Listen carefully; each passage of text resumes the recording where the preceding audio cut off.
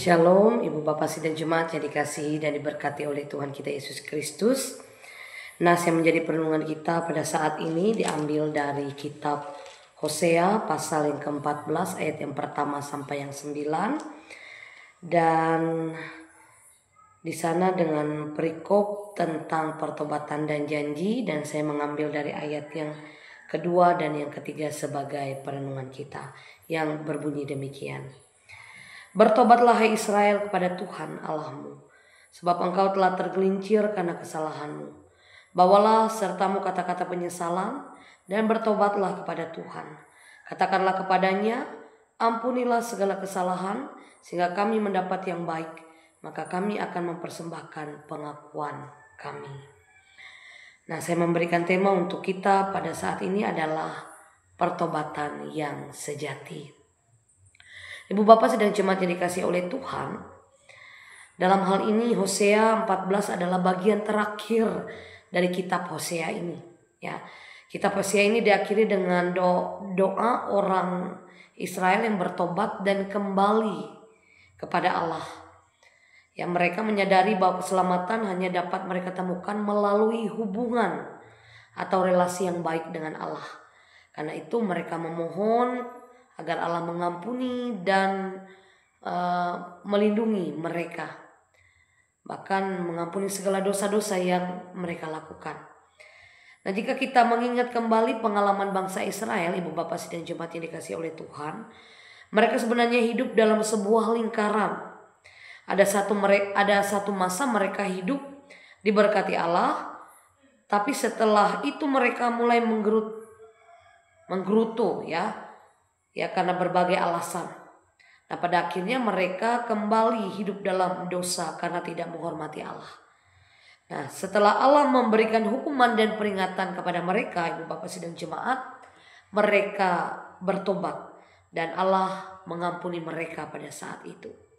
Mereka kemudian kembali hidup diberkati Allah dan lingkaran itu terus berlanjut dalam kehidupan mereka.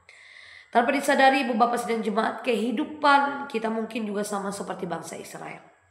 Yang artinya kita berbuat dosa, kemudian kita meminta ampun kepada Tuhan dan bertobat.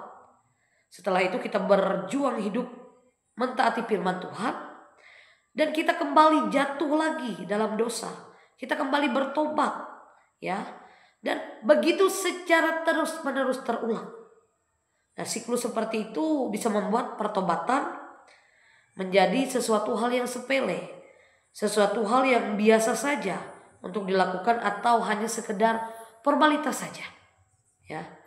Nah, pertobatan dilakukan bukan dengan kesungguhan hati, Ibu Bapak Sidang Jemaat yang dikasihi oleh Tuhan, tetapi hanya karena ingin melindungi dari diri sendiri. Nah, selain pertobatan dalam Hosea pasal 14, kita juga dapat melihat kesetiaan Allah dalam mengasihi umatnya. Meskipun dalam hal ini bangsa Israel mereka penuh dengan ketidaksetiaan, akan tetapi Allah tetap mencintai mereka dan siap menolong mereka. Ini menunjukkan bahwa kesetiaan Allah kepada umatnya itu tetap sama, ya. Meskipun kita kerap kali melakukan kesalahan atau dosa dalam kehidupan kita. Nah, apakah kita tega mempermainkan Allah yang begitu setia kepada kita, yang tetap mengampuni kita dalam ketidaksetiaan yang kita lakukan kepada Allah? Menyepelekan pertobatan itu sama dengan mempermainkan Allah dalam kehidupan kita. Lalu kemudian pertanyaan bagi kita atau himbauan bagi kita, mari kita mengambil komitmen untuk bertobat dengan penuh sungguh-sungguh, dengan kesungguhan hati. Percayalah kepada Allah dan senantiasa andalkan Dia dalam setiap kehidupan kita.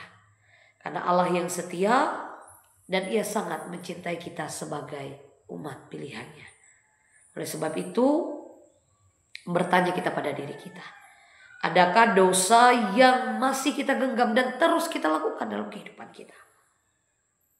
Apakah kita bertekad untuk sungguh-sungguh mau bertobat dan kembali pada Allah?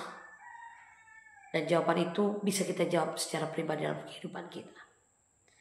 Yang terpenting adalah bagaimana kita secara sungguh-sungguh dapat masuk dalam pertobatan sejati yang diinginkan Allah dalam kehidupan kita. Memang tidak mudah, tapi Tuhan akan menolong kita dengan setia. Ia akan menjaga, melindungi kita, dan membawa kita dalam pertobatan yang sejati yang Allah mau dalam hidup dan kehidupan kita. Tuhan memberkati kita dengan firman-Nya. Amin. Mari kita berdoa. Kiranya Roh Kudus secara terus-menerus ya Tuhan, menuntun kami dalam setiap hidup dan kehidupan kami. Sehingga kami yang percaya agar senantiasa hidup sesuai dengan ketetapan Allah. Kami meninggalkan kehidupan lama kami, masuk dalam kehidupan baru dalam pertobatan yang sejati yang datang dari Allah. Kami dimampukan dengan kuat kuasa yang datang daripada Tuhan. Amin.